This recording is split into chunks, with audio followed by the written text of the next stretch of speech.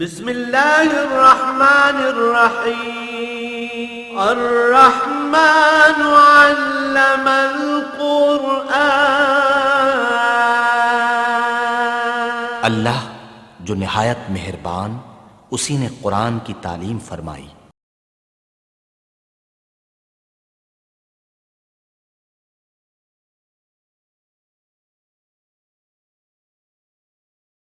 الحمد للہ رب العالمین والصلاة والسلام علی حبیبہ محمد وآلہ وصحبہ اجمعین۔ اعوذ باللہ من الشیطان الرجیم، بسم اللہ الرحمن الرحیم۔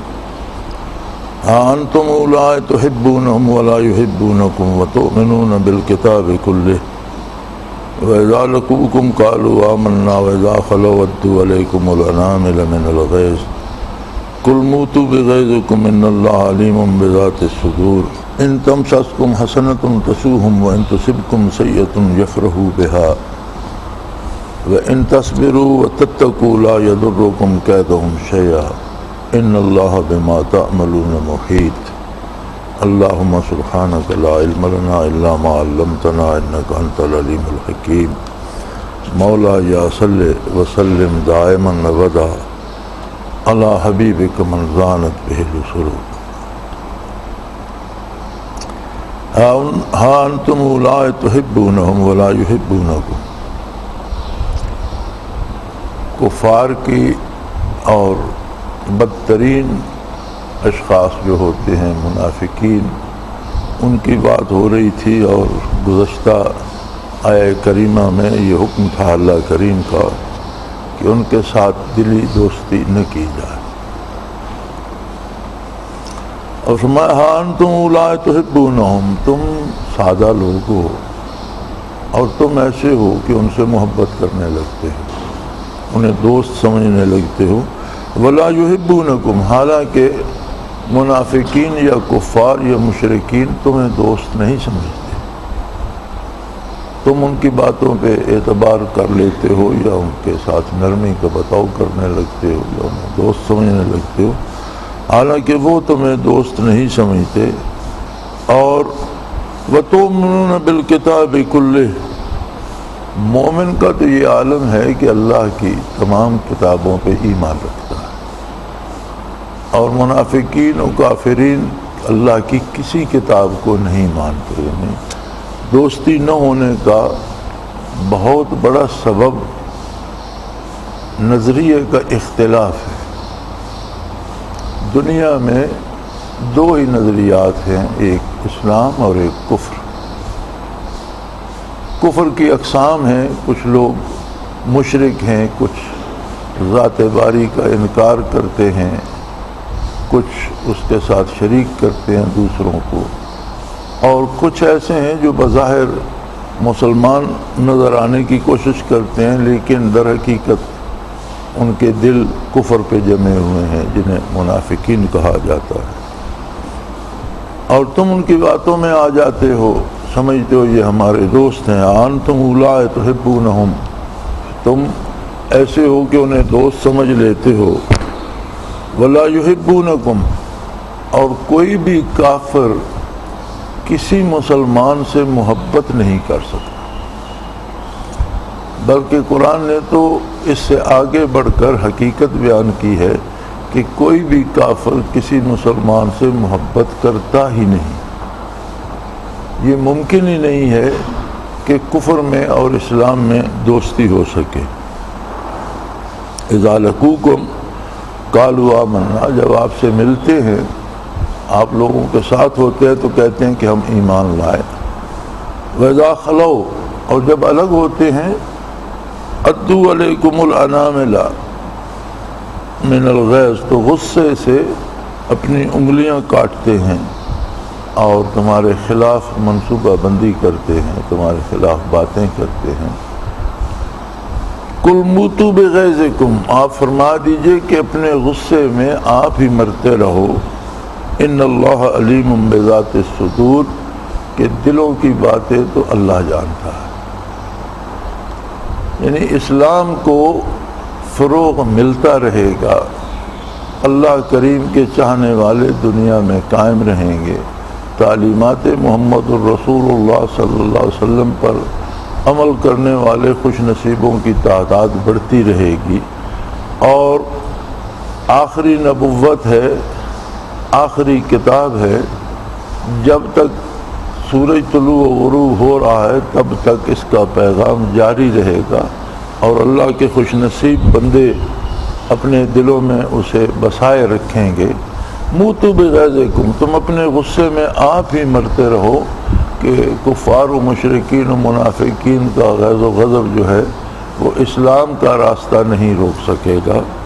ان اللہ علیم بذات الصدور، اللہ ایسا قادر ہے کہ وہ دلوں میں چھپے بھیدوں سے آگاہ ہے، واقف ہے۔ یعنی تم مسلمان کو تو دھوکہ دے سکتے ہو، اللہ کو تو دھوکہ نہیں دے سکتے، اور اللہ تمہارے جو دلی حالات ہیں، جو قلبی کیفیات ہیں، ان سے خوب واقف ہے۔ ان تمسسکم حسنۃ تسؤہم، اگر مسلمانوں کو بھلائی پہنچتی ہے، مسلمانوں کا بھلا ہوتا ہے تو بڑے رنجیدہ ہوتے ہیں، انہیں دکھ پہنچتا ہے۔ وَإِن تُصِبْكُمْ سَيِّئَةٌ يَفْرَحُوا بِهَا، اگر مسلمانوں پہ کوئی مصیبت آتی ہے تو بڑے خوش ہوتے ہیں۔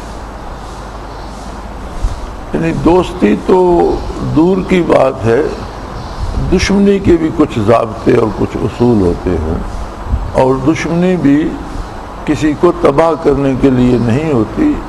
رائے کا اختلاف اس لیے نہیں ہوتا کہ جو اختلاف رائے کرے اسے تباہ کر دیا جائے، اور یہ تو اختیار دیا ہے اللہ کریم نے ہر متنفس کو کہ وہ دین کو قبول کرتا ہے یا نہیں کرتا۔ اور اسلام نے جو دین کو قبول نہیں کرتا اس کے بھی انسانی حقوق جو ہیں وہ بحال رکھے ہیں، اس کی زندگی کی ضمانت، اس کے مال اور آبرو کی ضمانت، اس کی ضروریات کی تکمیل، ان سب چیزوں کو، اس کی ساری انسانی ضرورتوں کو اسلام نے بحال رکھا ہے۔ لیکن کفار و منافقین کا یہ عالم ہے کہ جب تمہیں کوئی نقصان ہوتا ہے تو وہ خوش ہوتے ہیں، حالانکہ انسان کو تو انسانی ضروریات کا خیال رکھنا چاہیے، لیکن وہ تمہیں تکلیف میں دیکھ کر یا تم پر کوئی مصیبت آئے تو اسے بڑے خوش ہوتے ہیں۔ وَإِن تَصْبِرُوا وَتَتَّقُوا، مومنین کے پاس دو ہتھیار ہیں، ایک یہ ہے کہ وَإِن تَصْبِرُوا، اگر تم صبر کرو۔ صبر کا معنی ہوتا ہے جس طرح سوار گھوڑے کو باغ کھینچ کر روک لیتا ہے، ایک گھوڑا سر پر دوڑ رہا ہے لیکن سوار اسے باغ کھینچ کر روک لیتا ہے اور وہ کھڑا ہو جاتا ہے، تو اللہ کی نافرمانی سے رک جانا اعلیٰ ترین صبر ہے۔ ہمارے ہاں جو معنی رواج پا گیا وہ یہ ہے کہ مصیبت پر جزا و فضا نہ کی جائے تو یہ صبر ہے، یہ بھی صبر ہے، لیکن حقیقت صبر یہ ہے کہ گناہ سے اپنے آپ کو روک لیا جائے، یہ صبر کی حقیقت ہے۔ اللہ کی نافرمانی سے، حضور اکرم صلی اللہ علیہ وآلہ وسلم کی نافرمانی سے اپنے آپ کو روک لیا جائے، اپنی باغیں کھینچ لی جائے۔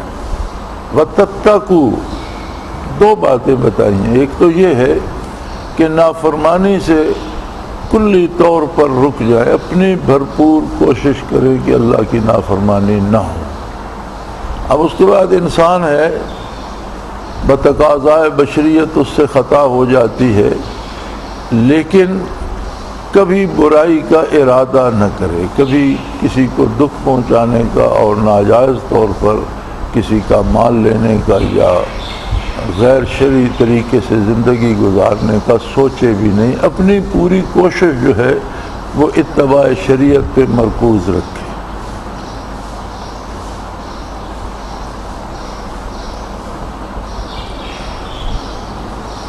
یہ جو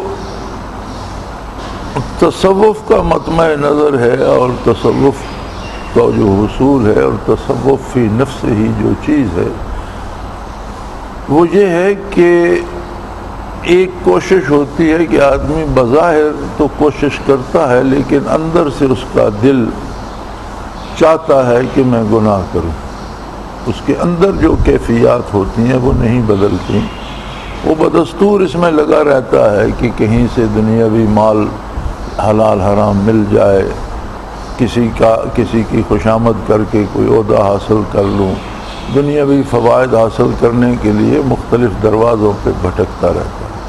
تو تصوف کا مقصد یہ ہے کہ وہ برکات جو آقا نامدار صلی اللہ علیہ وسلم کے قلب اطہر سے صحابہ کو نصیب ہوئی اور وہ بالکل بدل گئے، مزاجن بھی اور سوچ کے اعتبار سے بھی اور قلبی اعتبار سے بھی۔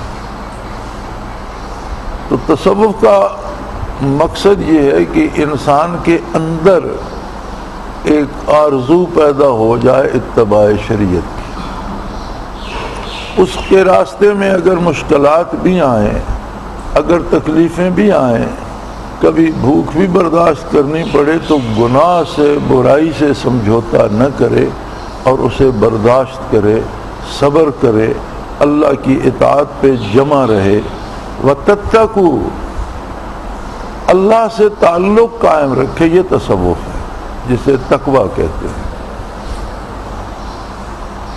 یہاں بھی انہوں نے معنی یہی کیا ہوگا، انہوں نے سادہ سا لکھ دیا اور تقویٰ کے ساتھ رہو، یہاں اس ترجمے میں ڈر نہیں لکھا ہوا، عموماً تراجم میں لکھ دیتے ہیں کہ اللہ سے ڈرتے رہو تقویٰ کا مطلب، لیکن تقویٰ کا مطلب حقیقتاً یہ ہے کہ اللہ کریم سے ایسا قلبی تعلق قائم ہو جائے، دل اس طرح اللہ کی ذات پہ فدا ہو جائے کہ دل چاہے کہ خواہ کچھ بھی ہو جائے میں اللہ کی اطاعت کا دامن نہ چھوڑوں، اندر یہ تبدیلی پیدا ہو جائے، صرف اعضاء و جوارح سے محنت نہ کرے بلکہ اپنے دل سے، اپنے باطن سے بھی یہ محنت کرے، دل پر بھی یہ توجہ کرے، دل سے بھی یہ کوشش کرے، اور یہ از خود نہیں ہوتا۔ انسان اس دنیا میں مادی وجود رکھتا ہے، مادی لذات کو محسوس کرتا ہے، مادی نعمتیں اس کے سامنے ہیں، اس کی نگاہ مادی ہے، مادی چیزوں کو دیکھتا ہے، ان کے حسن پہ فریفتہ ہوتا ہے، وہ اس کی جو حسات ہیں وہ مادے کو محسوس کرتی ہیں، مادی لذات کو محسوس کرتی ہیں، تو ضروریات بھی مادی بدن کی غالب ہوتی ہیں، تو وہ چاہتا ہے کہ کسی نہ کسی طرح یہ دنیاوی لذات حاصل کرتا رہے۔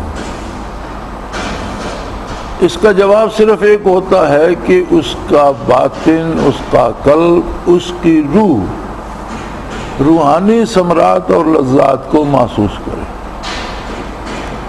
اسے اللہ کی بارگاہ میں کھڑا ہونے میں ایک لطف محسوس ہو اور اسے اللہ جل شانہ کا موجود ہونے کا احساس ہو۔ جیسے نبی کریم صلی اللہ علیہ وسلم نے فرمایا ان تعبد اللہ کأنک تراہ، اللہ کی عبادت اس طرح سے کرو کہ گویا تم اللہ کو روبرو دیکھ رہے ہو۔ فإن لم تکن تراہ، اگر تم اس مرتبے کو نہ پا سکو، فإنہ یراک، کما قال رسول اللہ صلی اللہ علیہ وسلم، تو تمہیں یہ یقین کامل ہو کہ میرا پروردگار مجھے دیکھ رہا ہے، یعنی اللہ کے موجود ہونے کا یقین ہو۔ تو آپ اندازہ کیجئے کہ ایک فوجی پریڈ کرتا ہے، وہ کوشش کرتا ہے کہ اپنے پورے قواعد سے کرے، لیکن اگر وہ پریڈ اس کے کمانڈر یا کمانڈر ان چیف کے سامنے ہو تو وہ اس کے لیے کتنی کوشش کرتا ہے۔ وہی پریڈ جو وہ روزانہ کرتا ہے، وہی وردی جو وہ روزانہ پہنتا ہے، اگر کوئی خاص دن ہو جس پہ کوئی سینئر کمانڈر ہو تو اس دن آپ دیکھیں گے کہ اس کی وردی کی شان اور ہوتی ہے، اس کے چلنے پھرنے کے انداز اور ہو جاتے ہیں۔ وہی پریڈ جو وہ روزانہ کرتا ہے اسی میں وہ زیادہ سے زیادہ حسن پیدا کرنے کی اور ترتیب پیدا کرنے کی اور کمال پیدا کرنے کی کوشش کرتا ہے۔ تو اسی سے اندازہ کر لیجئے کہ ہر نماز اللہ کریم کے روبرو ادا کی جاتی ہے. ہر سجدہ رب جلیل کی بارگاہ میں اللہ کے روبرو کیا جاتا ہے. اب یہ صرف مادی عقل کے بس کی بات نہیں ہے. جب تک دل میں عظمت الہی اور حضور حق کی بات دل میں نہ سما جائے یہ ممکن نہیں ہے. جب تک برکات نبوی علیہ صاحب الصلاۃ والسلام نصیب نہ ہوں تب تک یہ ممکن نہیں ہے. اسی لیے قاضی ثناء اللہ پانی پتی رحمۃ اللہ تعالی علیہ نے تفسیر مظہری میں تصوف کا حصول ہر مسلمان مرد اور عورت پر واجب لکھا ہے کہ ہر مرد ہر عورت جو مسلمان ہیں ان کے لیے ضروری ہے، واجب ہے کہ وہ یہ حاصل کریں، قلبی کیفیات حاصل کریں، انہیں روحانی لذات سے آشنائی ہو، انہیں سجدے کا لطف آئے، انہیں قیام کا رکوع کا لطف آئے، انہیں بات کرنے کا مزہ آئے.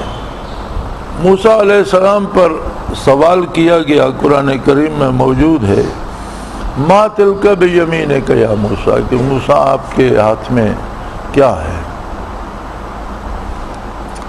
آپ نے جواباً عرض کیا، بار الہ ہی عصائی احش بہا علی غنمی ولی فیہا معارب اخری. یا اللہ میرے ہاتھ میں میری لاٹھی ہے تو اس سے میں اپنی بکریاں چرانے کا کام بھی لیتا ہوں. اور پھر انہوں نے بہت سے اس کے مصارف گنوائے.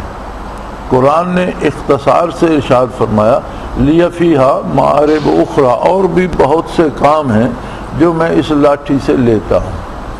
تو یہاں مفسرین کرام اس بات پہ بحث کرتے ہیں کہ بارگاہ رب العزت ہے. موسیٰ علیہ السلام اللہ کے وہ رسول ہیں جو براہ راست اللہ سے شرف ہم کلامی سے مشرف ہوئے، اور براہ راست اللہ کریم کوئی وحی نہیں آئی، درمیان میں کوئی فرشتہ نہیں، براہ راست ان پر سوال کرتے ہیں کہ آپ کے ہاتھ میں کیا ہے. اس کا جواب تو مختصر ترین ہونا چاہیے تھا. جب انہوں نے کہہ دیا ہے عصائی، میرے ہاتھ میں میری لاٹھی ہے، بات ختم ہو گئی.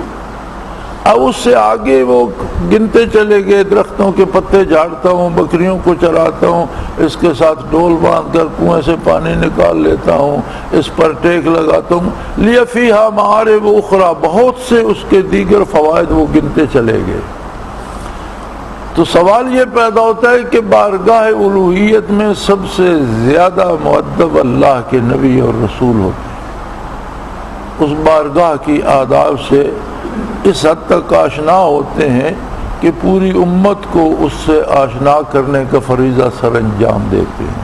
تو آپ نے یہ علیہ السلام نے یہ بات لمبی کیوں کی؟ یہ تو خلاف ادب ہے. آپ نے کہا یہ عصائی، بات ختم ہو گئی.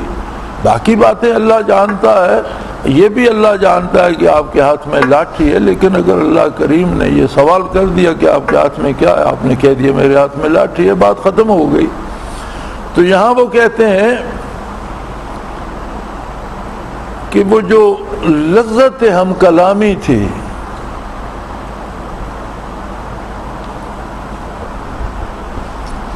وہ ایک شعر ہے فارسی کا، بیک لفظ تمام گفتن تمنا جہان را، بیک لفظ تمام گفتن تمنا جہان را، کہ دنیا بھر کی ساری باتوں کا جواب ایک لفظ سے دیا جا سکتا ہے.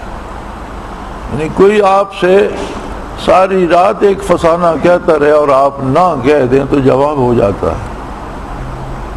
کوئی آپ سے بات کرتا رہے بڑی طویل اور آپ ہاں کہہ دیں کہ میں متفق ہوں تو جواب ہو جاتا ہے. یعنی ایک لفظ سے دنیا بھر کی ساری باتوں کا جواب دینا ممکن ہے. بیک لفظ تمام گفتن تمنا جہان را، منز بہر حضوری طول دادم داستان را. تو میں نے جو بات لمبی کر دی، تو وہ جو شرف حضوری تھا اور جو لذت ہم کلامی تھی اس نے مجھے بات کرنے پہ مجبور کر دیا۔ اب انہیں جو اللہ کریم سے بات کرنے میں مزہ آ رہا تھا اس میں کھو گئے اور بات بڑھاتے چلے گئے، یہ میری لاٹھی ہے، اس سے بکریاں چراتا ہوں، درختوں سے پتے جھاڑتا ہوں، ڈول باندھ کر اس سے کنویں سے پانی نکالتا ہوں، اس پر ٹیک لگاتا ہوں، اس سے پہراداری کرتا ہوں، یہ کرتا ہوں، وہ کرتا ہوں۔ وہ ساری حقائق انہوں نے اس مزے میں بیان کر دی کہ جو لذت ہم کلامی تھی اس میں کھو گئے اور اس سے مستفید ہوتے رہے اور دل کو سیراب کرتے رہے۔ اب ہم اس سے اپنے آپ کو دیکھیں تو آپ کبھی مساجد میں تھوڑی دیر رک کر نظارہ کریں، آنے جانے والے کو دیکھیں تو نمازی بھی آ رہے ہوتے ہیں، وضو کر رہے ہوتے ہیں بڑی جلدی میں، شپ شپ پانی ڈال رہے ہوتے ہیں، کچھ بازو گیلا ہوا، کچھ خشک رہ گیا، کچھ پاؤں دھویا گیا، کوئی بچ گیا، جلدی جلدی بہت تیزی ہوتی ہے، پھر بھاگتے ہانپتے مسجد میں آئیں گے۔ اور بڑی عجیب بات ہے، کوئی یہ کوشش نہیں کرے گا کہ میں مسجد میں آؤں تو جہاں آگے جگہ ملتی ہے وہاں پہلے پہنچ جاؤں، آگے جو جگہ خالی ہے وہاں پہنچ جاؤں، نہیں، جب دروازے سے داخل ہوں گے تو کوشش ہوگی کہ یہیں رک جاؤں، آگے مسجد میں جانے کی ضرورت نہیں ہے۔ آپ جمعہ کے روز دیکھیے گا یہاں بھی، یہاں سے دروازے کھلے ہوتے ہیں، یہ کونا بھر جاتا ہے، یہ کونا خالی ہوتا ہے، درمیان میں کوئی دریا نہیں ہے، کوئی پل نہیں ہے، کوئی صحرا نہیں ہے، لذت نہیں آتی مسجد میں آگے بڑھنے کی۔ جب دیدار محبوب ہے، جمال یار سامنے ہے تو آپ روبرو کیوں نہیں ہوتے؟ اگر وہ کیفیت دل میں ہو، یہ اعتبار و یقین ہو کہ مجھے جمال الہی نصیب ہو رہا ہے، میں اللہ کی، تو ہر بندہ کوشش کرے کہ مجھے آگے جگہ ملے۔ لیکن کوشش یہ ہوتی ہے کہ آگے مسجد خالی ہوتی ہے، بندہ کوشش کرتا ہے وہیں بیٹھ جائے، پھر نماز ادا کریں گے، قیام پورا کر لیا تو رکوع پورا نہیں کریں گے، رکوع سے واپس آئیں گے تو قیام پورا نہیں کریں گے، آدھا سر اٹھائیں گے اور سجدے میں گر جائیں گے، سجدہ کریں گے تو جلسہ پورا نہیں کریں گے، جلدی جلدی، حالانکہ نبی کریم صلی اللہ علیہ وسلم نے منع فرمایا کہ سجدے اس طرح کرو جس طرح مرغا ٹھونگے مارتا ہے، کہ پورا سر نہیں اٹھاتا، وہیں ٹھونگے مارتا رہتا ہے دانہ چگنے کے لیے۔ جلسہ کرو تاکہ جو اعضاء اور ہڈیاں ہیں اپنے اپنے جوڑوں پہ بیٹھ جائیں، پورا واپس آ کر پھر دوسرے سجدے کے لیے جائیں۔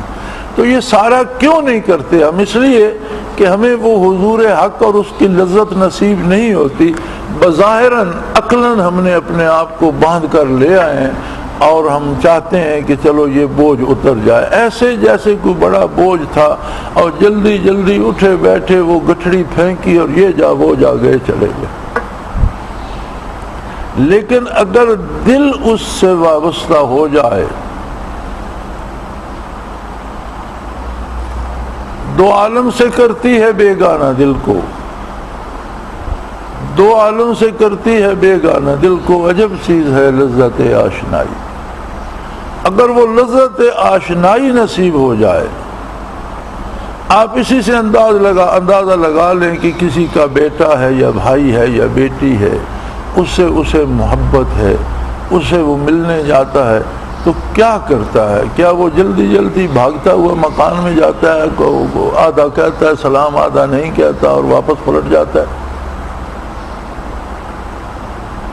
جب اسے محبت ہے بیٹے سے یا بیٹی سے تو جہاں وہ موجود ہے وہاں جاتا ہے، سینے سے لگا لیتا ہے، پیار کرتا ہے، کوشش کرتا ہے کہ جتنے لمحے مل جائیں زیادہ وقت گزار لوں، زیادہ حال احوال پوچھ لوں، اپنا حال زیادہ کہہ لوں، اس لیے کہ اس سے ایک قلبی تعلق ہوتا ہے۔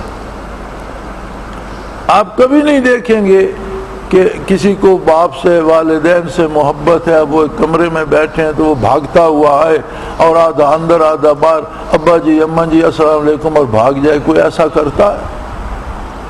بلکہ وہ تو کوشش کرے گا ان سے پیار لے، ان کے پاؤں دبائے، ان کی باتیں سنے، اپنی بات سنائے۔ تو جب اللہ کریم سے دل کا رشتہ بن جاتا ہے تو پھر مومن کی کوشش یہ ہوتی ہے کہ وہ بڑے مزے سے وضو کرے، کہیں کوئی کمی نہ رہ جائے، بر وقت پہنچے اور پورے انہماک سے رکوع و سجود کرے، پورے انہماک سے سورہ فاتحہ پڑھے، آیات قرآنی پڑھے، پورے لطف سے سجدے کا مزہ لے اور زمین پہ سر رکھ کر 3 بار سبحان ربی الاعلیٰ کہ یہ کم سے کم ہے۔ ہوتا یہ ہے کہ ایک تسبیح تو ہم نیچے جاتے جاتے پڑھ لیتے ہیں، ایک نیچے ماتھا رکھ کر پڑھتے ہیں اور ایک واپسی پہ اٹھتے اٹھتے پڑھ لیتے ہیں۔ عموماً یہ ہوتا ہے کہ نمازی 3 تسبیحات اس طرح پوری کرتے ہیں رکوع میں سجود میں کہ وہ ایک جاتے جاتے پڑھ لی، ایک رکوع میں پڑھی، ایک اٹھتے اٹھتے پڑھ لی۔ کیوں؟ دل ذوق عبادت سے خالی ہیں، دل جمال یار کی تمنا سے خالی ہیں، دل جمال الہی کی آرزو سے خالی ہیں۔ عقلاً ہم نے اس بات کو مانا ہوا کہ یہ کرنا چاہیے، آ کے کرتے ہیں، خانہ پوری ہوتی ہے، بھاگ جاتے ہیں۔ مومن کی جو نشانی نبی علیہ الصلوۃ والسلام نے ارشاد فرمائی وہ یہ ہے کہ ایک نماز سے فارغ ہوتا ہے تو دوسری کا انتظار ہوتا ہے اسے، یعنی وہ جو لذت حضوری تھی اس کے لیے وہ بے قرار رہتا ہے کہ کب دوسری نماز کا وقت ہو اور پھر وہ مزہ حاصل کروں۔ اور آپ صلی اللہ علیہ وسلم نے ارشاد فرمایا کہ جو شخص ایک نماز پڑھے اور اسے دوسری کا انتظار ہو تو عند اللہ وہ نماز میں ہی شمار کیا جاتا ہے، گویا وہ نماز سے خارج ہوا ہی نہیں، مسلسل نماز ہی پڑھ رہا ہے۔ یہی آیہ کریمہ جو صحابہ کرام کے حق میں اللہ نے ارشاد فرمائی تراہم رکعاً سجدا، تو جب بھی انہیں دیکھے گا رکوع و سجود میں دیکھے۔ انہوں نے دنیا بھر کے کام کیے، جہاد کیے، تجارتیں کی، کاروبار کیے، سیاست کی، حکومتیں کی، ایک جہاں پر فرما روائی کی، لیکن اللہ کریم فرماتے ہیں ہر حال میں وہ کبھی نماز سے خارج نہیں تھے، یعنی لقائے الہی کی وہ تڑپ قلوب میں موجود تھی۔ تو فرمایا 2 کام کرو، ان تصبروا، اپنے آپ کو گناہ سے روکو، وتتقوا، اور اللہ کریم سے وہ قلبی تعلق پیدا کرو کہ لقائے الہی حاصل ہو اور لذت وصال نصیب ہو۔ لا یضرکم کیدہم شیئا، تو کفار و منافقین کا مکر تمہیں کوئی نقصان نہیں پہنچا سکتا۔ جب تمہیں معیت باری نصیب ہو جائے گی، ہر حال میں اللہ کی رحمت جب تمہارے ساتھ ہوگی تو کافر اور منافقین تمہارا کچھ نہیں بگاڑ سکیں گے۔ ان اللہ بما یعملون محیط، یہ بات یاد رکھو کہ جو عمل بھی تم کرتے ہو اس میں کتنا خلوص ہے، کتنی گہرائی ہے، وہ محض عقلاً کر رہے ہو یا اس میں دل بھی شامل ہے، کیا کیفیات ہیں تم پر، کیا وارد ہو رہا ہے، تمہاری آرزویں کیا ہیں، تمنائیں کیا ہیں، کر کیا رہے ہو، اللہ اس ساری باتوں کا احاطہ کیے ہوئے، سب کچھ اس کے روبرو ہے، وہ جانتا ہے اور وہ ذاتی طور پر جانتا ہے، اسے کسی واسطے، وسیلے یا سبب کی ضرورت نہیں۔ تو اللہ کریم کی یہ نعمت اور اس کی یہ عطا ہے کہ بندہ مومن کے لیے اس نے برکات نبوت کو قیامت تک کے لیے جاری و ساری رکھا ہے، اور خوش نصیب ہیں وہ جنہیں یہ برکات نصیب ہوتی ہیں، یہ لذات نصیب ہوتی ہیں۔ حضرت رحمت اللہ تعالیٰ علیہ فرمایا کرتے تھے کہ آپ کسی ملک میں بھی جائیں، اس ملک کا سکہ آپ کے پاس ہو تو پھر پتہ چلتا ہے کہ اس کی اہمیت کتنی ہے۔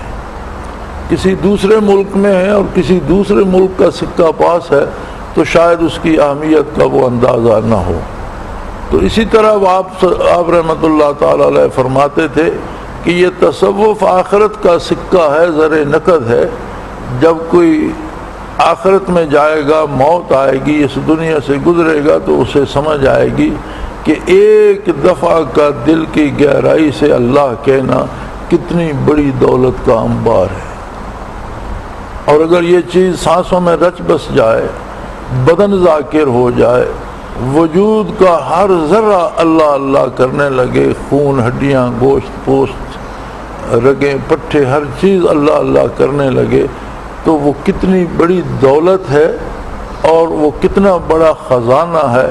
ہمارے ایک ساتھی ہوتے تھے، اللہ انہیں غریق رحمت کرے، ان کا جملہ تھا بڑا مشہور، وہ کہا کرتے تھے کہ جب قبر میں سر زمین پر رکھو گے اور اوپر سے پتھروں سے قبر ڈھانپ دی جائے گی تو تمہیں اندازہ ہوگا کہ میں نے کیا کمایا اور میرے پاس کون سی دولت ہے، اس سے پہلے تم اندازہ نہیں کر سکتے۔ اللہ کریم اپنی رضا نصیب فرمائے، درد دل نصیب فرمائے، خلوص نصیب فرمائے، اور تقوی کی اس نعمت سے ہمیں محروم نہ رکھے۔ وآخر دعوانا ان الحمدللہ رب العالمین۔ اللہ اللہ اللہ اللہ اللہ اللہ اللہ۔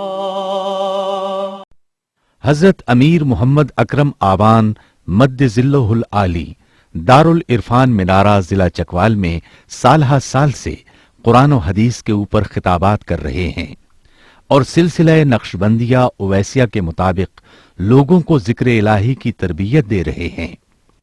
وہ قرآن پاک کی تفسیر ترتیب وار بیان کر رہے ہیں۔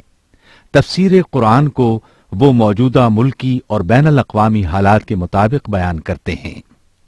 موٹر وے سے کلر کہار کے انٹرچینج سے نکلتے ہوئے، کلر کہار کی جھیل سے ہوتے ہوئے، میانی، بوچھال اور نور پور سے گزرتے ہوئے دارالعرفان منارہ پہنچ سکتے ہیں۔ حضرت امیر محمد اکرم آوان نے بچیوں اور بچوں کی دینی اور دنیاوی تعلیم کے لیے سقارہ اکیڈمی کے نام سے ایک درسگاہ بھی قائم کی ہے، جس کا افتتاح ملک پاکستان کے صدر جنرل محمد ضیاء الحق نے اپنے دست مبارک سے کیا تھا۔ وہ تمام احباب جو اسلام کی طلب رکھتے ہیں ان سے گزارش ہے کہ دارالعرفان منارہ ضلع چکوال میں امیر محمد اکرم آوان صاحب کے خطابات سے مستفید ہوں۔ وہ ہر جمعے کو نماز سے پہلے بیان فرماتے ہیں۔ ہر ماہ کی پہلی اتوار کو ماہانہ اجتماع ہوتا ہے جس میں آپ خصوصی خطاب فرماتے ہیں اور پاکستان کے چاروں صوبوں سے احباب اس اجتماع میں شرکت کرتے ہیں۔ اس کے علاوہ یہاں سال میں 2 مرکزی اجتماعات بھی ہوتے ہیں، ایک رمضان المبارک میں اعتکاف کا اجتماع اور دوسرا جولائی اور اگست میں 40 دن کا اجتماع ہوتا ہے جس میں روحانی تربیت کی جاتی ہے۔ اپنا خون سیماب دے کر اتنا ہم کر جائیں گے، نام آقا کا چمن میں پھر رقم کر جائیں گے۔